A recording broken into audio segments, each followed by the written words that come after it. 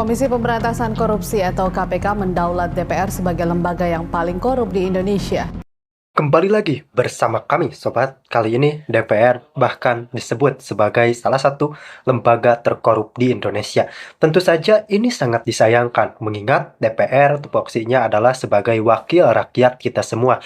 Artinya DPR ini adalah lembaga yang mewakili suara rakyat Indonesia, termasuk kami, saya, dan Anda semua. Namun, apa yang terjadi ketika DPR justru disebut sebagai lembaga terkorup, bahkan Mahfud MD menyebutnya sebagai kebanyakan DPR adalah menjadi maklar kasus, dan tentu saja ini sangat disayangkan.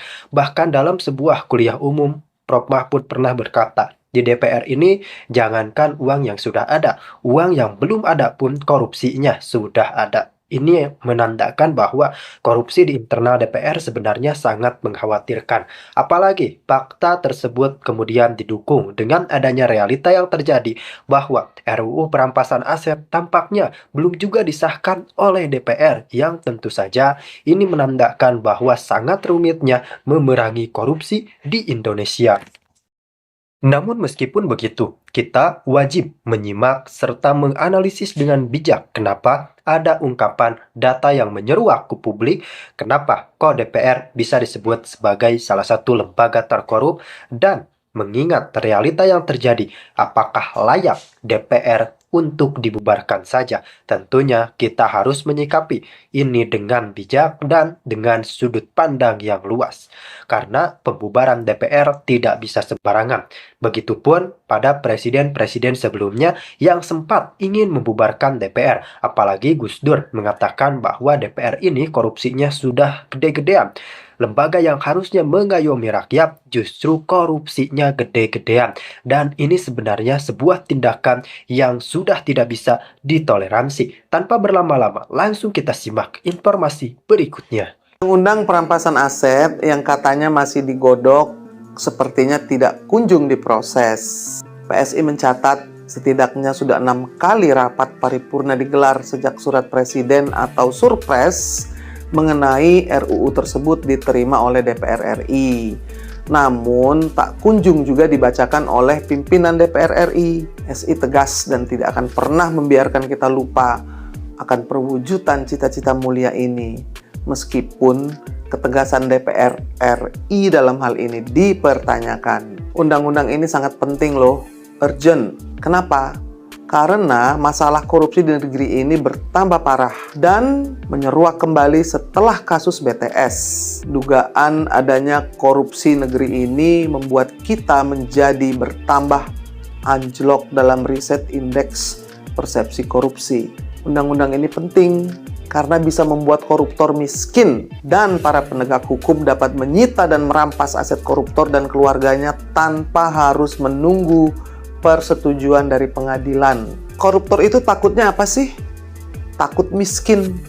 Mereka itu rakus dan takut anak cucunya tidak bisa lagi bermewah-mewahan. Makanya semua koruptor harus kita buat miskin agar jera. Undang-undang ini akan membuat para pejabat yang korup setidaknya mikir 1000 kali dan juga takut untuk melakukan korupsi. Samping itu, apabila rancangan undang-undang perampasan aset ini disahkan, LHKPN bukan hanya sebagai penghias laman website negara saja, tapi ia akan menjelma menjadi instrumen pencegahan korupsi yang efektif. DPR dengan Komisi 1 harus segera memanggil Jaksa Agung, KPK, PPATK untuk mengadakan rapat dengar pendapat. Dalam RDP ini, PSI akan hadir dan langsung menjadi lokomotif dalam mengawal pengentasan kasus korupsi sampai ke parlemen.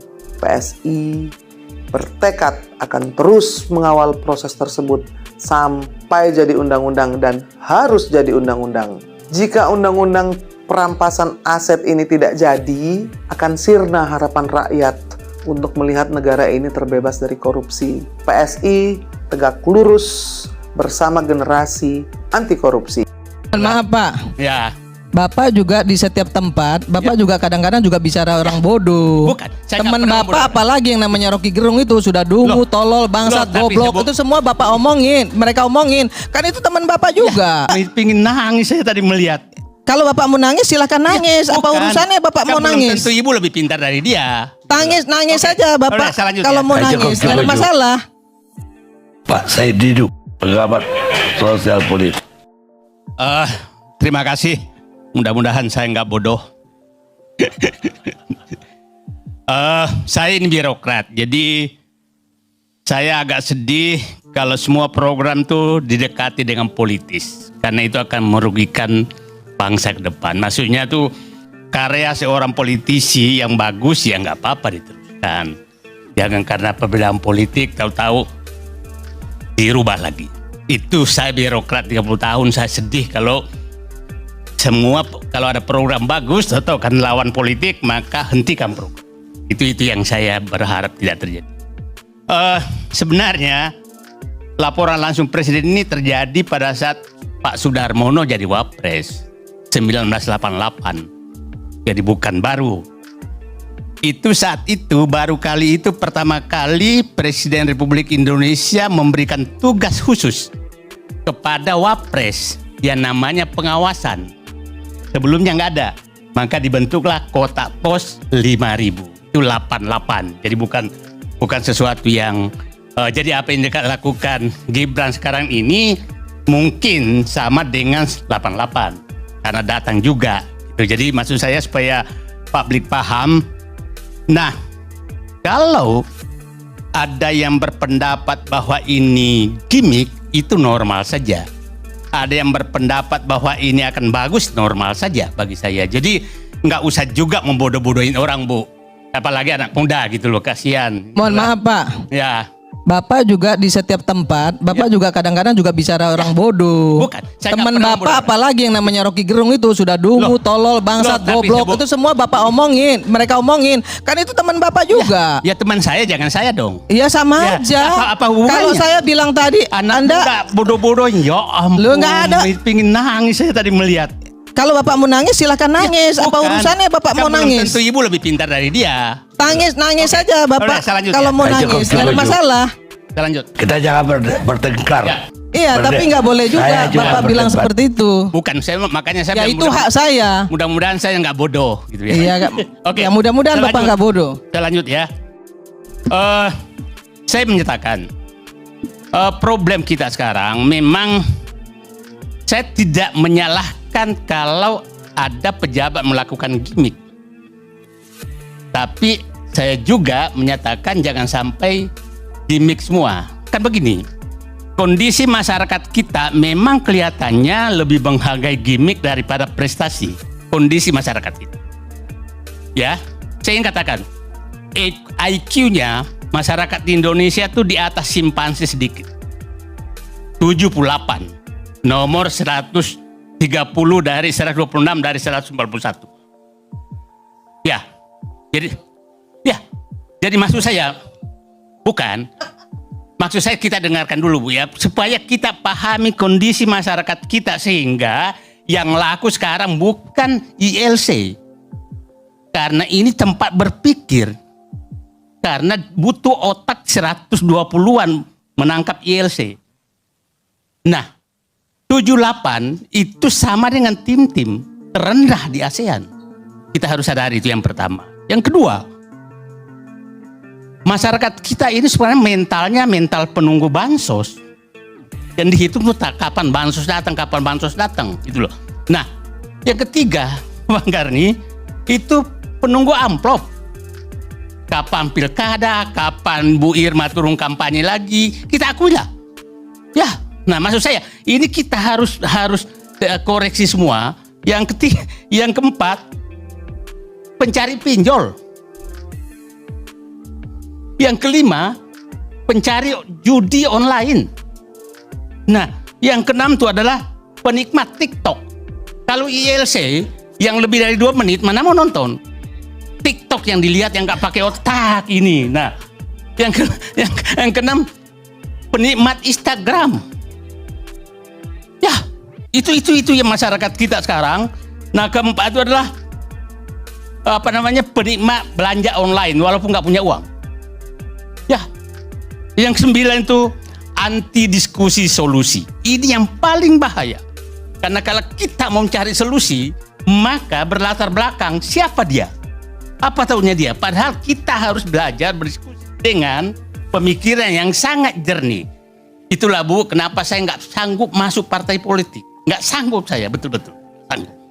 Karena saya ingin berdiskusi dengan akal yang sangat sehat. Oke, sekarang pertanyaan saya tadi, saya ingin menggambarkan Bang Karni, berapa lembaga, berapa manusia yang sudah disiapkan negara untuk melaksanakan tugas pelaporan ini.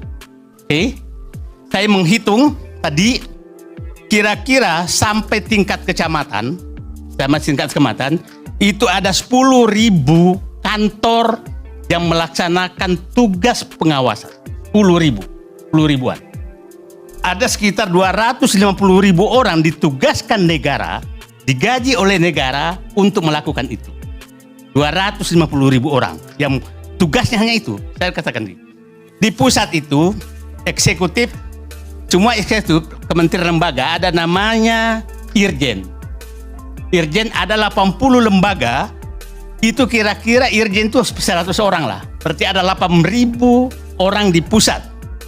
Yudikatif ada sekitar 5 lembaga, itu ada 5.000 orang. Legislatif, DPR, DPD, itu ada 711 orang yang tugasnya adalah menampung laporan. Jadi di pusat itu adalah ada 13.000 orang Pak di Jakarta ini yang tugasnya menerima laporan. Nah, saya ingin menggambarkan nanti kenapa enggak ini yang dikelola, gitulah. Nah, yang provinsi itu kira-kira ada 15.000 orang yang ditugaskan menerima laporan, karena setiap provinsi itu ada inspektorat jenderal, inspektur, badan pengawas, ada juga yang vertikal, ada legislatif. Legislatif itu rata-rata anggota DPR itu 70-an orang, kan 50 sampai 150 Bu ya, 120. Ada 3.000 orang. Yudikatif itu ada sekitar 8.000 orang. Nah, di kabupaten kota itu eksekutif ada 26.000 orang dengan kira-kira 514 lembaga, 1.514 kabupaten. Legislatif juga gitu ada 18.000 anggota DPRD yang tugasnya menerima laporan. Yudikatif ada sekitar 25.000. Jadi di Polsek itu kecamatan itu ada 7.288 kecamatan. Kantor Polsek itu berhak menerima laporan. Jadi saya katakan, ini lembaganya sudah disiapkan oleh negara. Ada sekitar 10.000 kantor pelaporan, belum masuk LSM apa segala. Kalau masuk itu lebih. Nah, ada sekitar 250.000 orang yang ditugaskan untuk itu. Maksud saya begini, saya sangat bermimpi bahwa tidak kembali seperti 988. Waktu Sudarmono bikin kotak pos 5.000. Nah, sebenarnya karena ini program ini sangat mendadak, kita tidak pernah mendengarkan bagaimana mengelolanya, seperti apa dikelolanya, seperti apa tindak lanjutnya laporan Bapak dan Ibu tadi, kita tidak pernah mendengarkan, sehingga jangan heran kalau ini dibahas karena terkaget-kaget. Terkaget-kaget itu maksudnya kita belum pernah tahu. Mungkin Bu Irma udah tahu, saya nggak tahu, sampai sekarang belum tahu. Nah, jadi sekarang menurut saya bahwa biarkan saja dulu opini berpendapat, kita lihat bahwa kalau ada menyakan gimmick politik normal saja, karena memang wapresnya juga agak suka gimmick, kan biasa saja, normal saja, jangan nggak usah nggak usah dinyatakan bahwa ini siapa, kita nggak tahu juga apa yang akan terjadi. Tapi prediksi saya, mudah-mudahan saya salah, bahwa mengumpulkan orang dan mekanismenya adalah sama, manusia ke manusia, maka itu pasti akan menghadapi masalah yang sangat besar. Body Argens, pengamat politik. Terima kasih Bang Karni. Ini tema yang sangat menarik. Saya berpikir tadi Datuk mau mengangkat soal presentasi Pak Menteri Marwara Sirait yang hanya munculkan wajah Bapak Presiden tanpa Wakil Presiden. Tentunya kita mendiskusikan soal Mas Wapres, lapor Mas Wapres. Demokrasi kontemporer memang hari ini dibentuk oleh kemajuan teknologi internet, itu sudah pasti. Dan kehadiran teknologi internet ini juga mengubah pola komunikasi dan interaksi antara masyarakat, baik individu maupun kelompok, dengan negara. Ya, ini satu kenyataan yang tidak bisa kita pungkiri.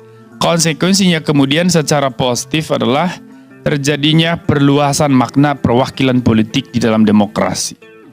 Jadi hari ini ketika bicara soal perwakilan politik, menyampaikan aspirasi, agregasi kepentingan, bukan lagi hanya urusan partai politik atau anggota DPR. Itu urusan semua public official, pejabat publik. Nah, masyarakat bisa secara langsung kemudian mengakses mereka melalui internet, melalui saluran-saluran digital. Saya kira ini menuntut kemudian leadership. Kepemimpinan itu harus kreatif dan inovatif. Dan inilah yang terjadi di banyak negara maju. Hampir di semua negara maju ada tokoh-tokoh muda yang muncul dan menjadi hebat, rising star karena buat terobosan-terobosan di dalam hal pelayanan publik, di dalam hal kinerja publik mereka dalam konteks jabatannya. Dan hari ini kita melihat itu terjadi pada Pak Wapres Gibran Raka Buming Raka. Saya kira ini satu kemajuan yang normal saja. Dan ini satu bentuk kontekstualisasi kekuasaan. Artinya menyelaraskan kekuasaan dengan konteks perkembangan zaman. Ini hal yang biasa dan justru seharusnya kita harus apresiasi dan monitoring, pengawasan, kritik itu juga perlu dalam rangka meningkatkan mutu dari dinamika inovasi macam ini. Jadi bagi saya ini hal yang harusnya kita apresiasi.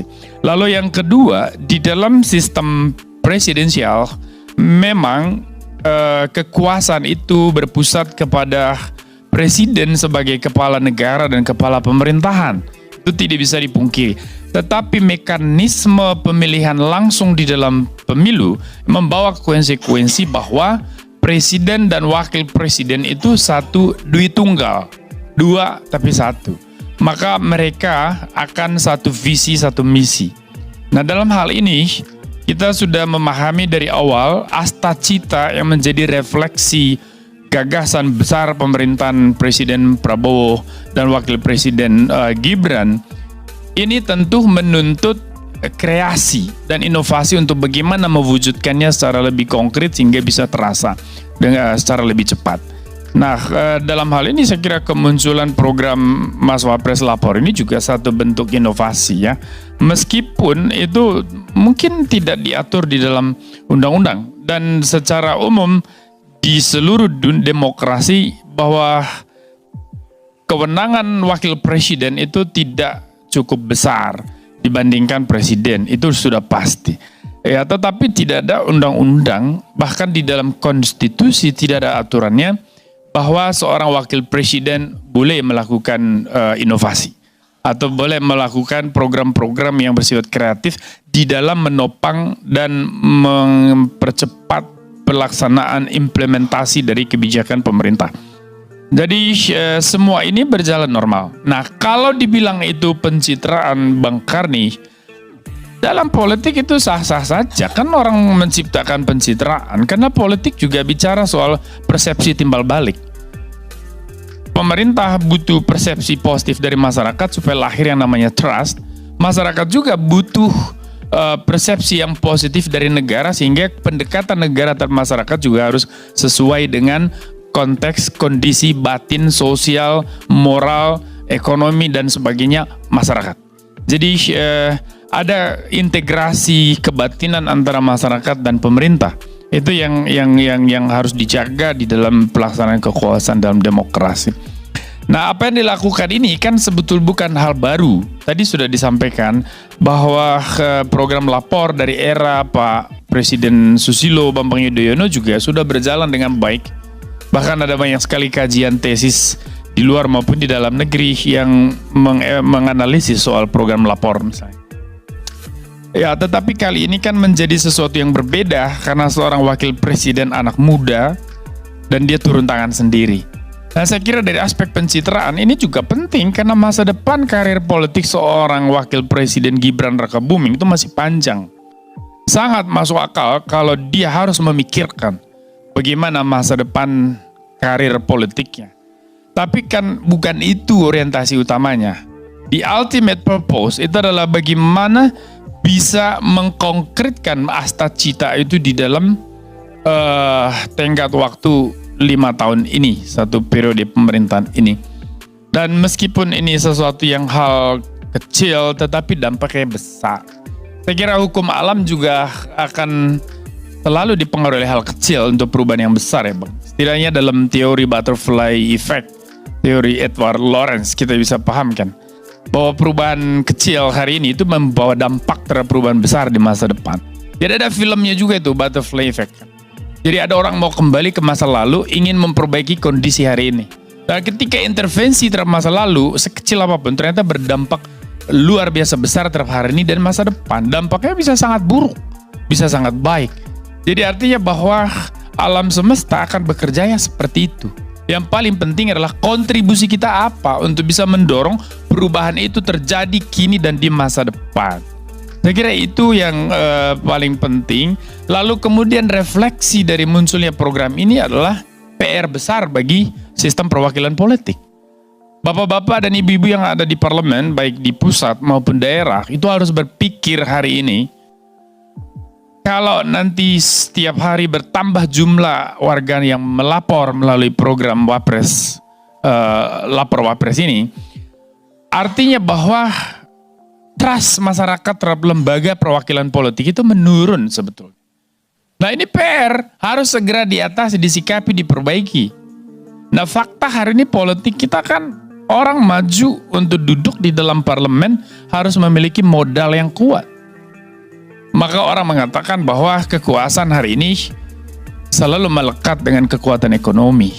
Jadi kalau anak-anak orang kaya lebih gampang menjadi anggota DPR misalnya, atau menjadi bupati dan wali kota itu masuk akal. Karena demokrasi elektoral dia bertumpu pada financial resources. Jadi sumber daya finansial itu yang menjadi penting. Ya, jadi kalau nanti Mas Adi misalnya mau jadi gubernur, tentu saja bukan hanya ketokohan dan jaringan yang dia butuh, tetapi juga kekuatan finansial. Nah, mekanismenya banyak untuk dapat. Nggak harus kita pakai pola konvensional. Kita harus jadi maklar, kita harus jadi perambah hutan, penggali tambang. No, itu kan bisa subsidi oleh masyarakat. Ya, maka dalam kampanye politik kita bisa melibatkan warga untuk memberikan sumbangan. Ya dulu Presiden Obama kan menang pertama sekali program dia itu adalah satu warga $1. Jadi kontribusi $1 satu orang itu kemudian memicu filantropi politik yang sangat tinggi dan pendanaan politiknya menjadi memadai dan dia terpilih. Nah, demokrasi yang sehat kan harusnya begitu. Kembalikan kepada masyarakat supaya kekuasaan ketika diraih juga dipertanggungjawabkan dan dimanfaatkan untuk sebesar-besarnya kemaslahatan semua orang. Nah, itu karena teleologi tertinggi secara moral dari kekuasaan itu kan common good, kebaikan umum. Jadi hari ini tadi disinggung juga sama Bu Irma, kekuasaan lokal, kabupaten, kota, provinsi, termasuk legislatif lokal, itu semua berorientasi kepada kepentingan diri kebanyakan. Ya, mereka berpikir soal bagaimana mempertahankan jabatan, bisa terpilih lagi, dan seterusnya. Sehingga otonomi daerah itu sampai hari ini kan ketika dievaluasi tidak memberikan hasil yang optimal sebagaimana asumsi dasar ketika undang-undang itu dibuat tahun 99 dan pelaksanaan pilkada langsung pertama tahun 2005 itu terjadi. Nah, saya kira ini juga akan menjadi refleksi semua pihak, semua instansi negara untuk memikirkan bagaimana masa depan demokrasi kita dalam konteks desentralisasi. Kita mau akan seperti apa kan supaya ada sinkronisasi antara pembangunan pusat dan daerah. Lalu kemudian munculnya program Wapres, lapor Wapres ini juga bisa men-trigger hal yang sama terjadi kepada local leaders di seluruh Indonesia, bahwa ketika dia duduk di sana, dia tidak mewakili keluarga atau kelompok bisnis saja, tapi dia mewakili semua orang, maka dia harus punya yang namanya moral concern. Kalau kita tidak punya itu, pemimpin tidak punya itu, kekuasaan itu akan menjadi ritual kosong, dia akan kehilangan substansi moralnya, maka jangan heran kalau masyarakat kemudian marah dan menjadikan proses pemilu sebagai proses dagang. Saya memilih Anda, you mau bayar saya berapa? Nah, ini yang terjadi sekarang. Jadi pendangkalan nilai, pendangkalan makna kekuasaan dan makna demokrasi di dalam kenyataan itu, Bang. Jadi saya kira kita harus start dengan berpikir positif saja, bahwa apa yang dilakukan oleh Mas Wapres ini di dalam rangka menunjukkan kinerjanya, meskipun tentu saja ada kepentingan pribadi soal pencitraan, dan itu sah. Tidak ada hukum yang dilanggar, dan secara moral itu juga tidak problematis. Terima kasih, Bang.